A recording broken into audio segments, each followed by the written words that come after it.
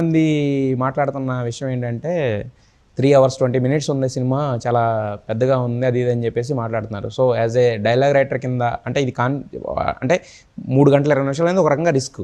అంటే సినిమా గ్రిప్పింగ్గా ఇదంతా ఉంటుంది అని ఓకే ఉన్నా కూడా జనాలు ఎలా రిసీవ్ చేసుకుంటారని ఒక ఐడియా ఉంటుంది కదా. సో మరి సుకుమార్ గారు కానీ, బన్నీ గారు కానీ, లేకపోతే మీరు కానీ ఈ డిస్కషన్స్ జరుగుతున్నప్పుడు ఇంటర్నల్గా జరిగిన డిస్కషన్స్లో ఏమనుకున్నారు? ఈ లెంగ్త్ గురించి ఏమనుకోలేదు, మీరు ఆలోచించలేదా? సుకుమార్ గారికి ఒక కన్విక్షన్ ఉంది. సుకుమార్ గారి ఫిలాసఫీ ఇది. సుకుమార్ గారి కన్విక్షన్ ఏంటంటే ఆడియన్స్ని ఒక వరల్డ్లోకి తీసుకెళ్ళి అందులో కూర్చోబెట్టిన తర్వాత టక్కున 2.5 గంటల్లో వాడిని ఆడియన్స్ బయటికి ఆడియన్స్ని ఆ వరల్డ్ నుంచి బయటికి తీసుకొచ్చేసిన ఆడియన్స్ డిసప్పాయింట్ అవుతారు. సో ముందే డిసైడెడ్ ఈ సినిమా అట్లీస్ట్ 3 గంటల నుంచి 3.25 గంటలు ఉంటుంది అని ముందే సుకుమార్ గారు ఫిక్స్ చేశారు. ఓకే, ఇది లెంగ్త్ పెరిగింది ప్రాసెస్ ఆఫ్ స్క్రిప్ట్ ఎవల్యూషన్ ప్రాసెస్లో అని కాదు. యాక్చువల్లీ సుకుమార్ గారు ఫిక్స్ ఈ సినిమాని 3 గంటల 15 నిమిషాలు చెప్దామని ఆయన ముందే ఫిక్స్ అయిపోయారు. యాక్చువల్లీ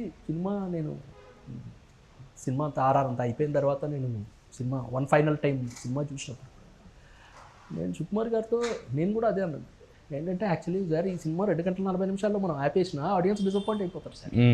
ఎందుకంటే వాళ్ళకి 3.5 hours 3 hours 20 minutes సినిమా చూస్తేనే వాళ్ళకి ఆ సాటిస్ఫాక్షన్ ఉంటుంది, ఆ సినిమా చూసిన ఫీలింగ్ ఉంటుంది. సుకుమార్ గారిది అదే ఫిలాసఫీ గురించి ఆయన బిలీవ్ చేసే ఫిలాసఫీ. మీరు చూడండి, రంగస్థలం అంతే, పుష్ప1 అంతే, పుష్ప2 అంతే, అన్ని కూడా 3 గంటల పైన ఉంటాయి. తర్వాత ఆ వరల్డ్లో ఆడియన్స్ ఉండడానికి ఇంకొంచెం సేపు ఉండడానికి ఏం చేయాలో అది చేస్తారు, ఫీల్ అవుతారు. సో సడన్గా వరల్డ్ నుంచి బయటికి తీసుకురాకూడదని ఆయన. అయితే యాక్చువల్గా మరి బన్నీ గారు ఫస్ట్ పుష్ప అని ఆయన ఒప్పించారు, పుష్ప అన్నారు, తర్వాత పుష్ప2 అన్నారు, మరి ఇప్పుడు పుష్ప3 కూడా అంటే ఏమనలేదు ఆయన? అంటే ఏంటి ఇలా పెంచుకుంటా పోవడం ఏంటి అనేది ఏం రాలేదా ఆయన దగ్గర? ఎక్సైట్మెంట్ ఉంది, అది కూడా పుష్ప1 నేషనల్ అవార్డ్ వచ్చింది. అవును, పుష్ప2 సచ్ కమర్షియల్ సక్సెస్ కూడా, huge commercial success. So it's giving success, everybody wants to be part of it. అదే కరెక్టే, కానీ అంటే ఇప్పుడు అనిపిస్తుంది కదా, అంటే ఇది ఒకటే క్యారెక్టర్ని ఇన్ని రోజులు చేయడం, ఇన్ని సంవత్సరాల పాటు చేయడం అనేది ఒక ఆడియన్ అంటే ఆయనకు కూడా ఒక ఛాలెంజింగ్ ఒక రకంగా చెప్పాలంటే. ఇంకా దాంట్లో ఇప్పుడు దాని నుంచి బయటకు రావాలని కూడా ఆయన కష్టమే ఒక రకంగా చెప్పాలంటే. పుష్ప మేనియా నుంచి నెక్స్ట్ ఇలాగే పెడతానేమో నాకు డౌట్ రెడీ అనగానే. లేదులేండి, ఆర్టిస్ట్ అంటే అంతే కదా సార్. ఇప్పుడు ఒకసారి మీరు ఆ క్యారెక్టర్లోంచి బయటకు వచ్చేసి మీరు కొత్త క్యారెక్టర్ని డ్రాన్ చేసిన తర్వాత ఇప్పుడు ఆ క్యారెక్టర్ అయిపోతారు కదా. బేసిక్గా యాక్టర్కి ఉండే ఇది కదా, అది ఎబిలిటీ కదా. బట్ నాకు తెలిసి బన్నీ గారు ఇస్ వెరీ హ్యాపీ సార్. పుష్ప1, పుష్ప2 అదే అంటే ఇంకా ఆయన కథ కూడా తెలుసు. అదే సార్ నేను అనేది 2 నుంచి 3కి కథ చెప్పినప్పుడు ఆయన ఎక్స్ప్రెషన్ ఏంటంటే అప్పుడు అందరూ 2 అని ఫిక్స్ అయ్యారు, అంటే దీంతో అయిపోతుంది అనుకున్నారు కదా. లేదు 3 ఉంది అన్నప్పుడు very first reaction of Bunny, what is the very first reaction of Bunny గారు? Happy reaction sir. Happy reaction happy reaction. ఎందుకంటే ఇప్పుడు దీనికి ఫ్రాంచైజీ హ్యాస్ అ వాల్యూ కదా సార్. దానికి ఒక హ్యూజ్ కమర్షియల్ వాల్యూ ఉంది ఫ్రాంచైజీ, పెద్ద మార్కెట్ వాల్యూ ఉంది ఫ్రాంచైజీ.